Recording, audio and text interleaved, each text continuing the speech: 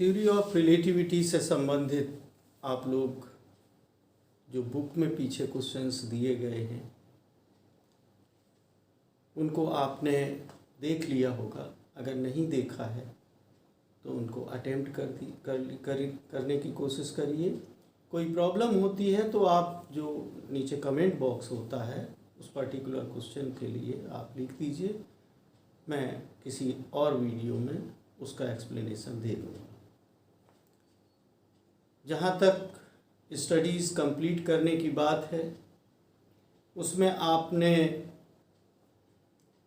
Basic रूप से पूरा सिलेबस कंप्लीट किया हुआ है, नहीं किया है तो उसको रिवाइज कर लीजिए। आज मैं आपके सामने कुछ और ऑब्जेक्टिव क्वेश्चंस रख रहा हूँ। हालांकि एक वीडियो मैं पहले अपलोड कर चुका हूँ, कमेंट्स एक बच्चे को छोड़ के किसी ने किए नहीं, हमको आइडिया नहीं है। आप अगले वीडियो में कमेंट्स दें, हमको भी सेटिस्फेक्शन ज़रूरी है कि आप लोग कैसा कर रहे हैं। तो आज मैं ज़रा हट के क्वेश्चंस दे रहा हूँ, इससे आपकी बहुत अच्छी मेंटल एक्सरसाइज होगी। मैं टाइम वेस्ट ना करूँ, मैं पहले ही क्वेश्चन आपके सामने रख रहा हूँ। आपने सुना है कि या पढ़ा है कि लाइट की स्पीड के बराबर स्पीड से कोई भी पार्टिकल, कोई भी बॉडी मूव नहीं कर सकती।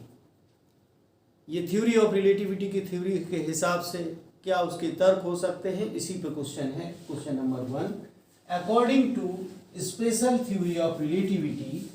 एक्चुअली थ्योरी ऑफ रिलेटिविटी दो पार्ट्स में बटी है, special theory of relativity, general theory of relativity.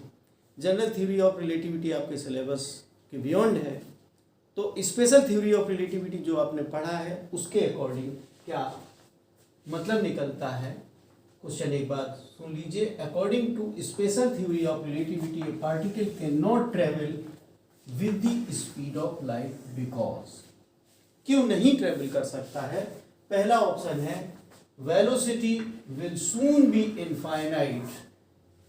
ऐसा तो आपने पढ़ा नहीं है कि लाइट की स्पीड को ट्रेवल करते ही उसकी स्पीड इनफाइनाइट हो जाएगी या वेलोसिटी इनफाइनाइट हो जाएगी। ये गलत मतलब ऑप्शन है, हमने इसको गलत मान लिया है। दूसरा, मास विल बी इनफाइनाइट। अब फॉर्मूले के हिसाब से आप m equal to m0 upon under root 1 minus B square upon C square पढ़ते हैं। अगर लाइट की स्पीड के बराबर उस मास को हम चला दें तो C square upon C square is 1 minus 1 0 हो जाएगा। 0 से जब m0 यानी रेस्ट मास को डिवाइड करोगे तो mass will be infinite. Mass will be infinite. बात ये सही है, लेकिन इसमें हमने एक दूसरी बात और जोड़ी है। आपने एक फॉर्मूला पढ़ा है लेंथ कॉन्ट्रैक्शन का कि L equal to L0 under root 1 minus B square upon C square. अगर कोई बॉडी है जिसकी डायमेंशन L है, L0 है, अगर c स्पीड से चले तो c स्क्वायर अपॉन सी स्क्वायर 1 माइनस 1 0, 0 का स्क्वायर रूट 0, L0 से मल्टीप्लाई करेंगे तो L हो जाएगा उसका 0, यानी कि उसका जो साइज है 0 हो जाएगा, मतलब डिसअपियर हो जाएगी। तो जो हमने थ्योरी ऑफ रिलेटिविटी में पढ़ा है, पहला मास विल बी इनफाइनाइट बिल्कुल सही है। दूसरे में this physical world will disappear due to length contraction, यानी कि फिजिकल वर्ल्ड का ही अस्तित्व खतरे में आ जाएगा थ्योरी ऑफ रिलेटिविटी के अनुसार। ये बिल्कुल सही ऑप्शन है। डी में हमने लिखा बोथ बी एंड सी, इसका मतलब है कि बी और सी बेस्ट आंसर है डी। हम डी ऑप्शन को सिलेक्ट करेंगे। अगर इनमें से कोई तीसरा ऑप्शन लिखा होता, इनमें से एक ये होता या ये होता, तो फिर आप उसको ही सिलेक्ट करते। मैं समझता हूं कि आप इस क्वेश्चन को समझ गए होंगे और क्वेश्चन का आंसर हमने जो सिलेक्ट किया है वो क्यों किया है फिजिक्स के पॉइंट ऑफ व्यू से समझ चुके होंगे। अब मैं एक दूसरा क्वेश्चन ले रहा हूं ए स्मॉल स्फीयर, हमने ये मिक्स्ड क्वेश्चंस लिए हैं। एक स्मॉल स्फीयर है, स्फीयर का मतलब बॉल आप कंसीडर कर सकते हैं, फुटबॉल कर सकते हैं, क्रिकेट बॉल कर सकते हैं, और इसकी रेडियस r है, एक प्रॉपर फ्रेम में है, मूव कर रही है with half the speed of light, यानी v इक्वल टू 0.5 c से, जो कि लिखा है when viewed by an observer in a laboratory frame it looks like. हालांकि आपने इसका एक क्वेश्चन पढ़ा होगा कि स्क्वायर है तो वो कैसा दिखाई देता है, वो हो जाता है रेक्टेंगल। लेंथ कॉन्ट्रैक्शन की वजह से लेंथ कॉन्ट्रैक्ट हो गई, ये तो साइज वही रहा, लेकिन इस रूप में आपने क्वेश्चन नहीं देखा है। ये एक्चुअली सिविल सर्विसेज में ये क्वेश्चन आया था, मैंने वहाँ से इसको लिया है, वही एक्चुअल लैंग्वेज है। A small sphere of radius r in its proper frame is moving with half the speed of light when viewed by, ये तो आधी बात हो गई कि इतने से चल रहा है। फिर उसने कहा कि when viewed by an observer in a laboratory frame it looks like number 1 sphere. Sphere तो नहीं रहेगा, क्योंकि जो डायमेंशन है जिस डायरेक्शन में है वो कॉन्ट्रैक्ट होगा, तो इस तरीके का शेप हो जाएगा, इसको एलिप्सॉइड कहते हैं। तो दूसरा है एलिप्सॉइड, तीसरा है पैराबोलॉइड, चौथा है hyperboloid.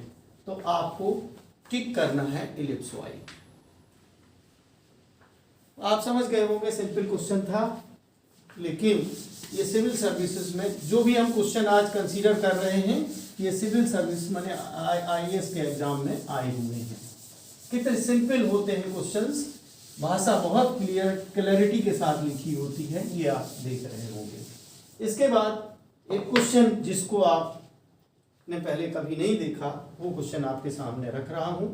A body of charge Q, आपने लेंथ का वेरिएशन पढ़ा, टाइम का वेरिएशन पढ़ा, मास का वेरिएशन पढ़ा, लेकिन एक और फैक्ट होता है नेचर में, चार्ज के वेरिएशन का फॉर्मूला नहीं पढ़ा। स्पेशल थ्योरी ऑफ रिलेटिविटी में होता तो पढ़ते, लेकिन एक हाइपोथेटिकल क्वेश्चन बना दिया है कि चार्ज का क्या होता है। तो चार्ज के दो फॉर्मूले टाइप के इन्होंने एक कॉमन सेंस से रखे कि बच्चा कंफ्यूज हो जाएगा कि Q0 upon √1 minus B square upon सी स्क्वायर, या Q equal to Q0 into √1 minus B square upon C square. अगर हम 0.5c वेलोसिटी से चलाते हैं, तो अब अगर हम 0.5c रख देते हैं इसमें, तो ये c कट जाएगा, तो 0.5 का स्क्वायर बचेगा, Q0 अपॉन √1 माइनस 0.5 स्क्वायर। और इस फॉर्मूले के हिसाब से Q0 इंटू 1 माइनस 0.5 स्क्वायर। तो इन्होंने दो ऑप्शन बनाए, Q इंटू √1 माइनस 0.5 स्क्वायर, और दूसरा Q अपॉन √1 माइनस 0.5 स्क्वायर। पहला इसमें Q लिखा हुआ है ऑप्शन, और डी में नन ऑफ दीज। तो आपने जो पढ़ा है उस पर कॉन्फिडेंस रखिए। चार्ज के वेरिएशन का formula special theory of relativity में कवर नहीं है, तो ऑप्शन ए आंसर होगा।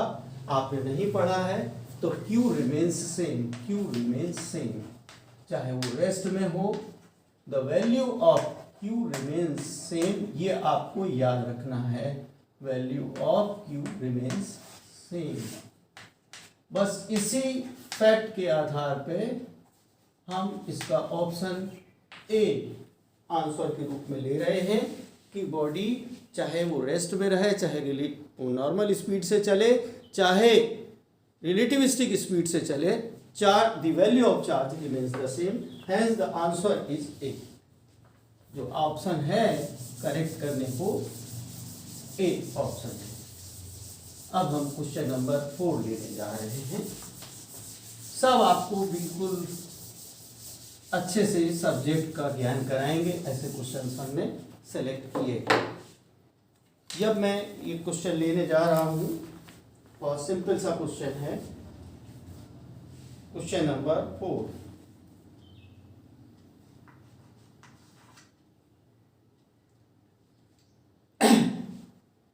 एक मैं पूरी भाषा लिखने में टाइम ज़्यादा वेस्ट होता है, मैं क्वेश्चन की लैंग्वेज का मतलब समझा देता हूँ क्योंकि आप मतलब समझ सकते हैं।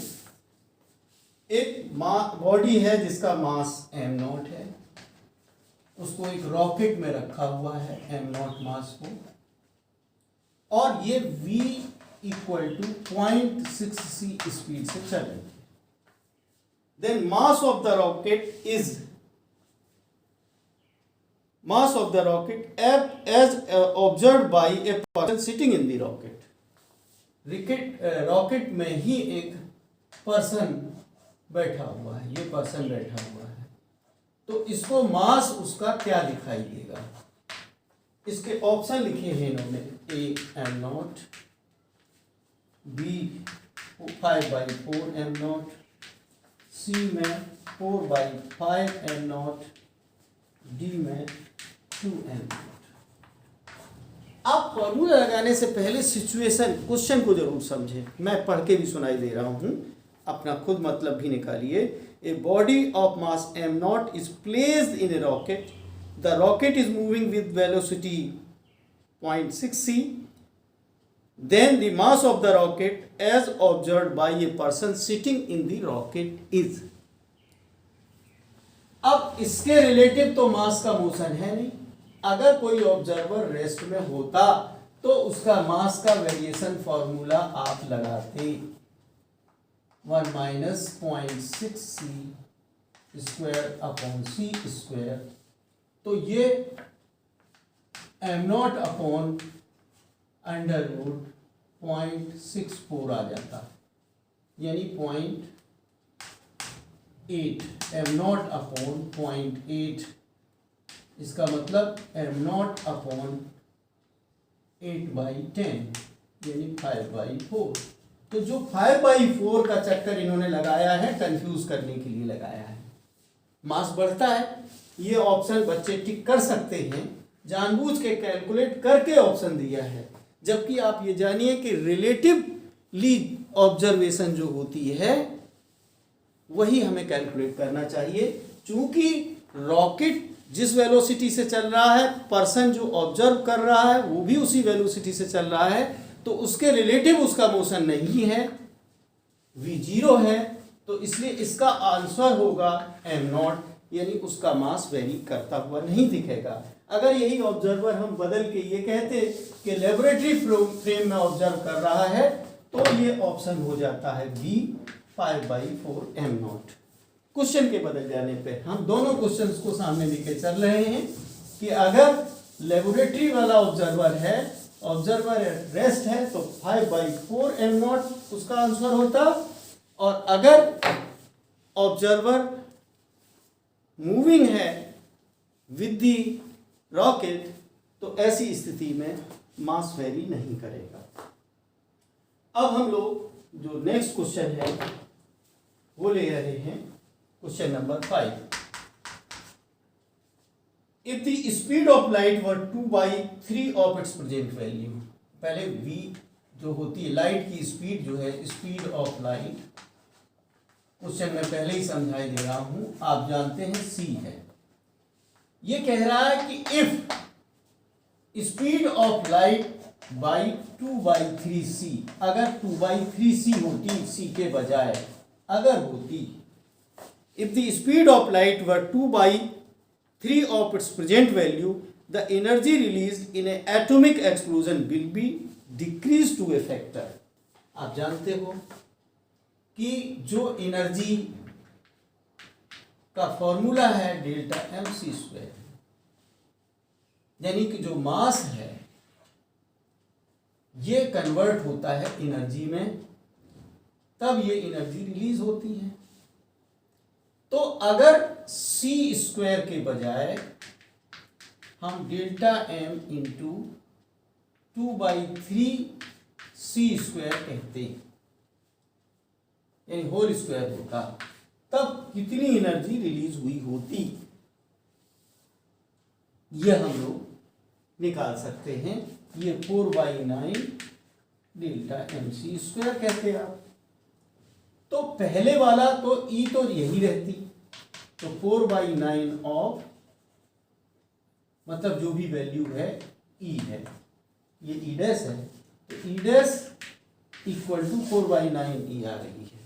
तो इसने जो ऑप्शंस दे रखे हैं, ए 2/3 दे रखा है, बी जो है 4/9 दे रखा है, सी 5/9 कंफ्यूज करने के लिए दे रखा है, और डी में √5/9 दे रखा है। तो आपको तो हमने पहले ही सॉल्व कर दिया है। क्वेश्चन एक बार और अच्छे से समझने के लिए क्वेश्चन को सुनना बहुत जरूरी होता है। If the speed of light were 2/3 of its present value, the energy released in a given atomic explosion will be decreased to a factor. Decreased का मतलब जो पहले वाली वैल्यू थी कितने फैक्टर से कम हो जाएगी, तो डिक्रीज का मतलब फैक्टर के रूप में 4/9 इंटू ई हुआ। तो ई इसमें नहीं दिया है, एनर्जी सब सेंटेंस में आ गया है, तो 4/9 इसका आंसर होगा। मैं समझता हूं कि आप समझ गए होंगे। इसके बाद एक क्वेश्चन हम और बहुत ही इंपॉर्टेंट, आपके कंफ्यूज ना हो इसलिए मैं इस क्वेश्चन को रख रहा हूं। सिंपल है क्वेश्चंस, आप उससे ज्यादा जानते हैं, लेकिन ये सिविल सर्विसेज में आए हुए क्वेश्चंस हैं। अब ये question number 6, slowly moving electron collides with a positron at rest. एक इलेक्ट्रॉन है और एक पॉजिट्रॉन है। अब इसके साथ स्लोली मूविंग है और ये रेस्ट में है, इससे टकराता है। टकराने के बाद क्या होता है, एंड एनिहिलेट्स इन प्रोड्यूसेस 2 photons। इसके बाद 2 फोटोन माने 2h न्यू के बराबर एनर्जी निकलेगी, फोटॉन्स निकलेगी।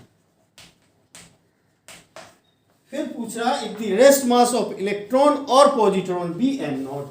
इसका मतलब है इलेक्ट्रॉन का भी मास m0 है और पॉजिट्रॉन का भी मास m0 है। तो मिलके जो है दोनों के मास हो गए 2m0। यही कन्वर्ट हुआ जाके एनर्जी में, और एनर्जी में कन्वर्जन आप जानते हो कि कितने के बराबर होगा, जो भी निकलेगा जाके मास इतना डिफेक्ट हुआ 2m0 के बराबर इंटू c² हुआ। अब ये कह रहा है इन फोटोन की एनर्जी क्या होगी।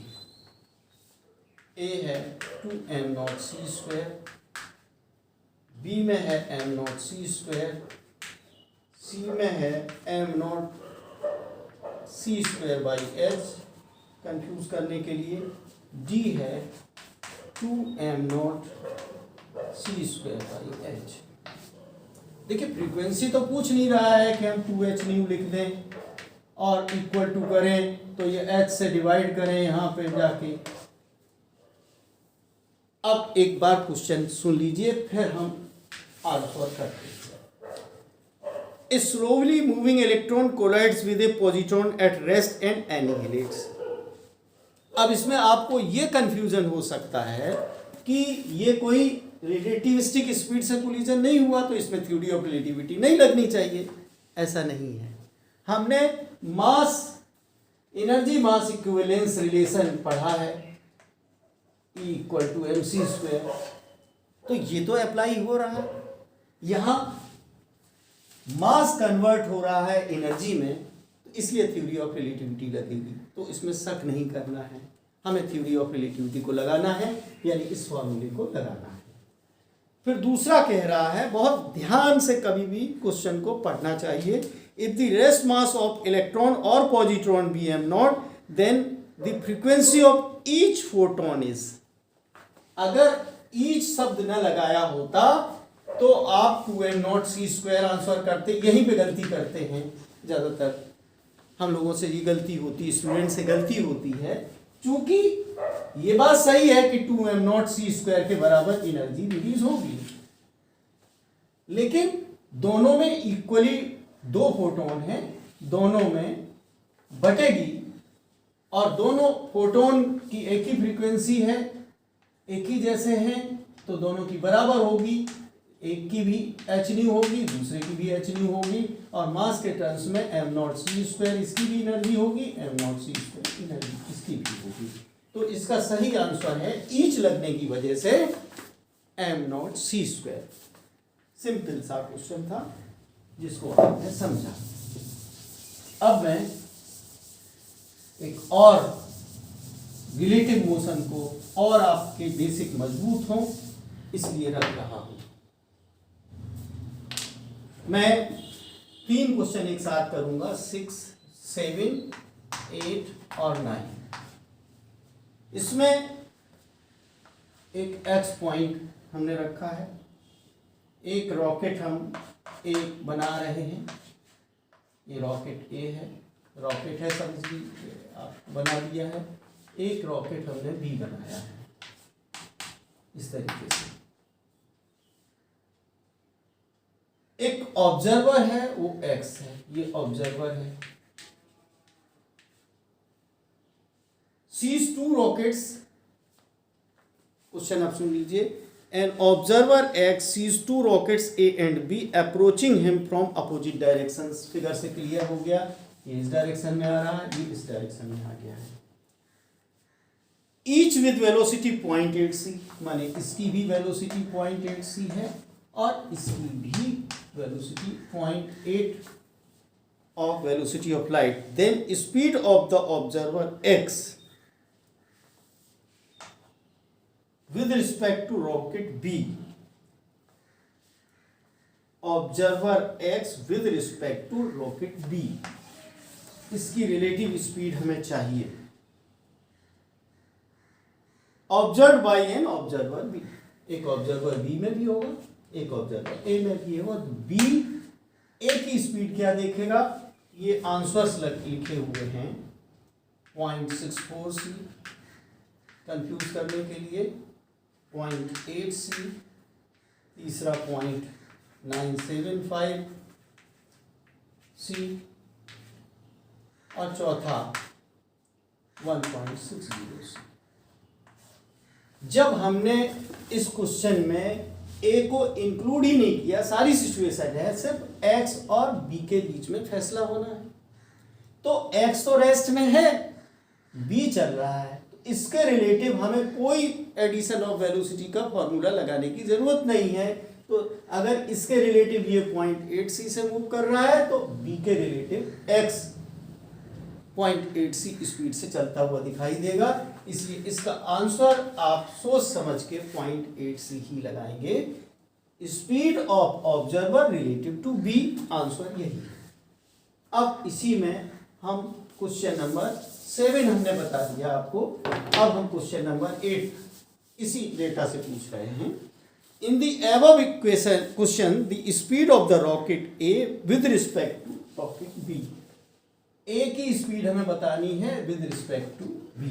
अब इसमें आपको फॉर्मूला लगाना पड़ेगा एडिशन ऑफ वेलोसिटी का, जो यू होगा, यू डैश होगा 1 u प्लस वी, जब u माइनस वी की जगह u प्लस वी हो जाएगा, और 1 माइनस की जगह माइनस माइनस प्लस होगा, चूंकि अपोजिट डायरेक्शन में है, यू बी अपॉन सी स्क्वायर। तो u प्लस v का मतलब हुआ 0.8c plus 0.8c divided by 1 plus 0.8c into 0.8c divided by c square. तो सी कट गए सी स्क्वायर, तो ये हुआ 0.8 1.60c divided by 1 plus 1.64c, यानी कि ये हो गया जाके 1.6 अपॉन 1.64। ये तो सी तो कट ही गया था, तो ये 1.6 से 1.64। अब देखिए आंसर्स, देखिए कि आपको कैलकुलेशन आगे करना भी है कि नहीं करना है, ये हमें देखना है। इसमें जो आंसर्स लिखे हैं 0.64c वही ऑप्शन है, दूसरा 0.8c, तीसरा 0.975 सी, चौथा है 1.60 सी। तो अब देखिए 1.6 से 1.64 को डिवाइड करेंगे, ये नहीं आएगा, ये भी नहीं आएगा, ये भी नहीं आएगा, यही ऑप्शन है। बिना कैलकुलेट करे हुए ही आप इसका आंसर 0.975 अगर करेंगे भी तो यही आंसर निकलेगा।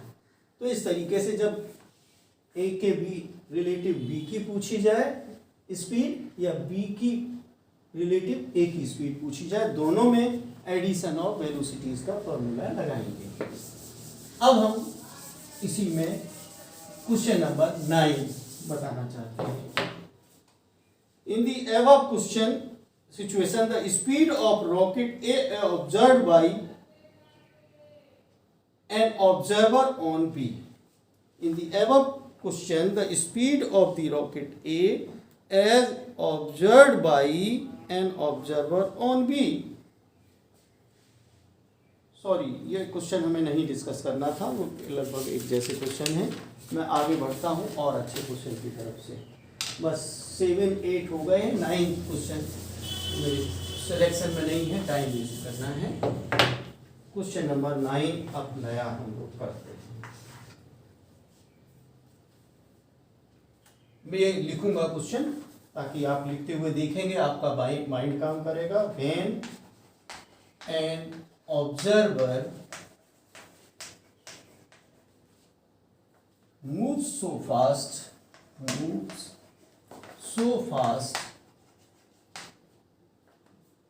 that the lengths, जो लंबाइयां हैं, that he measures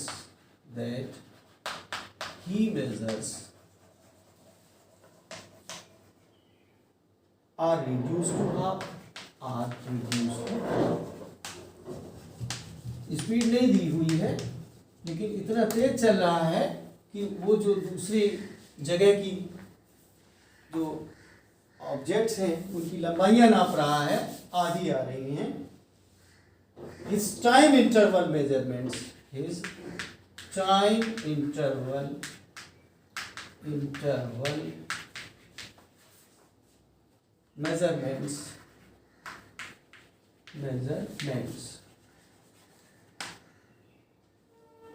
पहली चीज इनवेरिएंट, बी में है reduced to half,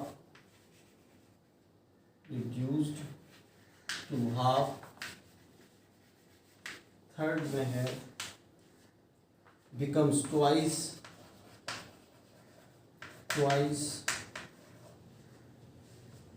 डी में reduced to 1/4। अब आप जान लीजिए कि हमने दो फॉर्मूले लिखे हैं, L = L0 × √1 - v²/c², और टाइम के लिए हमने पढ़ा है delta T = delta t0 upon √1 - v²/c²। क्योंकि इस क्वेश्चन में दो चीज़ों के मेजरमेंट की बात हो रही है, लेंथ की और टाइम की। अगर लेंथ आधी हो रही है तो टाइम, मतलब लेंथ घटता है, टाइम बढ़ता है। तो बढ़ने वाला सिर्फ ऑप्शन कहाँ है, इनवेरिएंट तो नहीं होगा, रिड्यूस भी नहीं होगा, ये भी ऑप्शन गलत है, ये ट्वाइस होगा। हमें कैलकुलेशन करने की भी जरूरत नहीं है, क्योंकि सिर्फ बढ़ने वाला ये है। अगर जरूरत पड़ती तो कैलकुलेट करते, सिंपली आप आंसर करेंगे कि टाइम का मेजरमेंट डबल आएगा उसका, अगर लंबाई का मेजरमेंट हाफ होता है। इस तरीके से आप इस क्वेश्चन को समझ सकते हैं, साथ साथ क्वेश्चन के आंसर को भी करने का ज्ञान प्राप्त कर सकते हैं।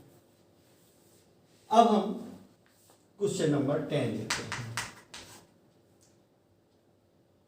एक रेस्ट मास है, the rest mass of an electron is m0 when it moves with velocity v = 0.6 c, then its mass is, then its mass is। हालांकि इस क्वेश्चन को मैं कर चुका हूँ। ए है m नॉट, बी है 5/4 m नॉट, सी है 4/5 m नॉट, डी है 2 m नॉट। आपने देखा है कि जब स्पीड से चलते हैं तो मास उसका बढ़ता है, बढ़ने का मतलब 5/4 m नॉट है। जब फॉर्मूला लगाएंगे तो अपने आप कैलकुलेट होके आ जाता है। इसका हमने कैलकुलेशन करा दी है, तो निश्चित रूप से इसका आंसर 5/4 m नॉट निकलेगा। अब इसी में आगे क्वेश्चन यही है कि इतनी वेलोसिटी से चलता है, देन अगर मास की जगह the kinetic energy of the electron is, then kinetic energy of the electron is. अगर इसका आंसर देखा जाए, इसके आंसर देख लीजिए, क्वेश्चन आप समझ गए हैं। 1/2 5/4 m not into 0.6 c square. दूसरा है 5/4 m not c square minus m not c square. तीसरा है m नॉट c स्क्वायर। चौथा है 5/4 m नॉट c स्क्वायर। बहुत अच्छा क्वेश्चन है, वेरी गुड क्वेश्चन है, वेरी गुड क्वेश्चन है। अब इसमें फिजिक्स आपको सीखनी पड़ेगी कि रेस्ट मास इलेक्ट्रॉन का तो m नॉट है, इस वेलोसिटी से चला, उसकी काइनेटिक एनर्जी क्या होगी।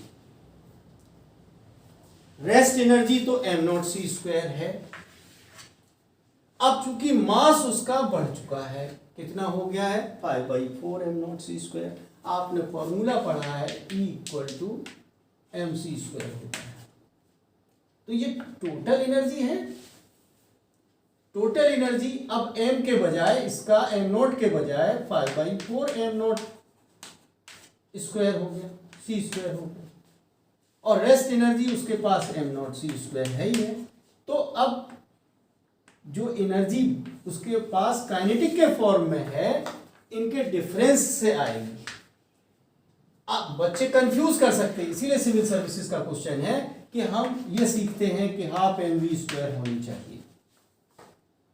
अब आप देखेंगे कि हमने पहला आंसर करा कि अब उसके पास मूविंग जो वेलोसिटी मूविंग मास हो चुका है वो 5/4 m नॉट हो चुका है, और चूंकि इतनी वेलोसिटी से चल रहा है 0.6 c। इससे कैलकुलेट करें, ये सही अप्रोच हो सकती है, लेकिन जो बेटर, जो बेसिक अप्रोच है वो ये है। ये इसलिए नहीं हो पा रही है कि मूविंग मास हमने ले लिया, ये टोटल एनर्जी निकल के आ जाएगी। हमें सिर्फ काइनेटिक एनर्जी निकालनी है। ये टोटल एनर्जी mc स्क्वायर है, मास तो कन्वर्ट हुआ नहीं, तो इसके पास जो एनर्जी है रेस्ट मास में m नॉट c स्क्वायर होगी। मूविंग टाइम पे इसकी मास बढ़ जाने की वजह से अब ये एनर्जी हो जाएगी। तो काइनेटिक एनर्जी का पोर्शन कौन सा हुआ, इतना। इसलिए B option is right. Civil services में क्वेश्चन आया है, इसलिए मैंने आपके सामने रखा है। बहुत ही मुझे अच्छा लगा क्वेश्चन, इससे आप सीखेंगे थ्योरी ऑफ रिलेटिविटी के अंदर जो फिजिक्स है, इसलिए इस क्वेश्चन को मैंने कंसीडर किया है।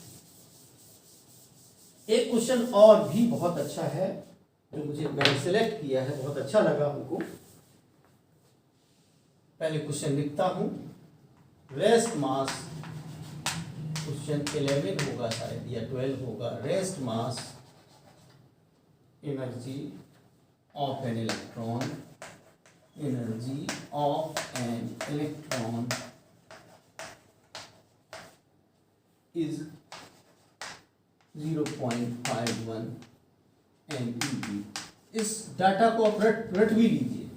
ज़्यादातर क्वेश्चन में पूछ दिया जाता है कि इलेक्ट्रॉन का मास 9.1 × 10⁻³ kg दिया जाता है।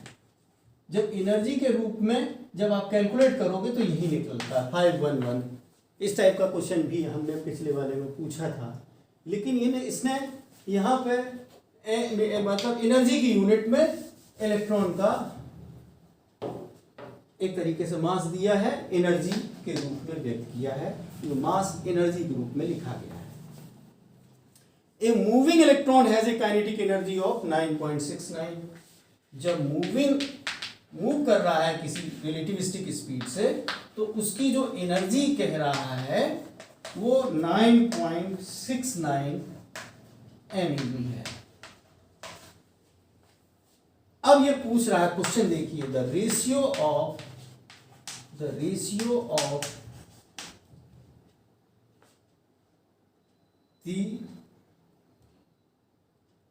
the mass of moving electron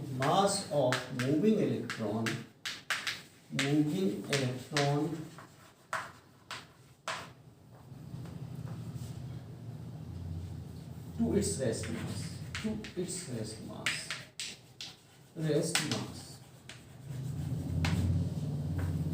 अब देखिए, इसमें जो ये कह रहा है कि मूविंग इलेक्ट्रॉन की जो काइनेटिक एनर्जी है, ये काइनेटिक एनर्जी है।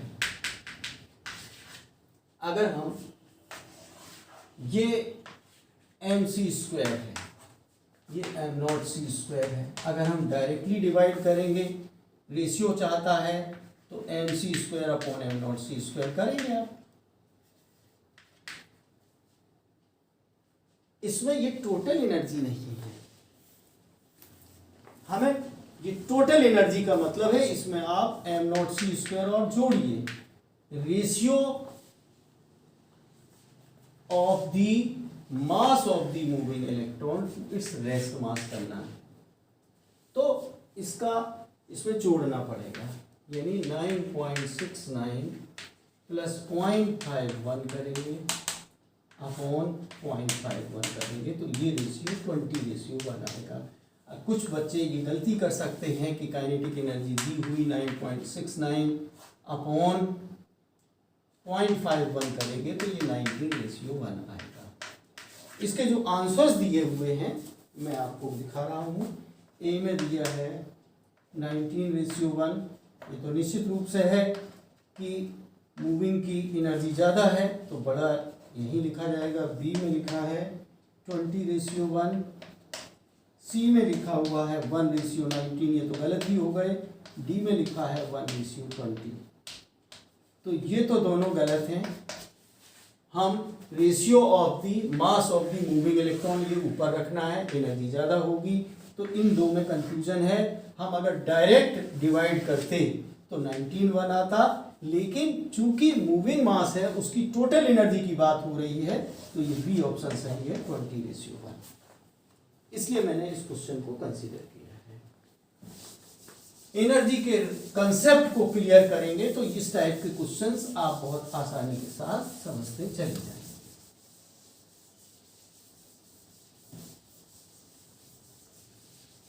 एक क्वेश्चन ये भी दिया हुआ है जिसको मैं करा चुका हूं। The rest mass of electron is 9.1 × 10⁻³ kg।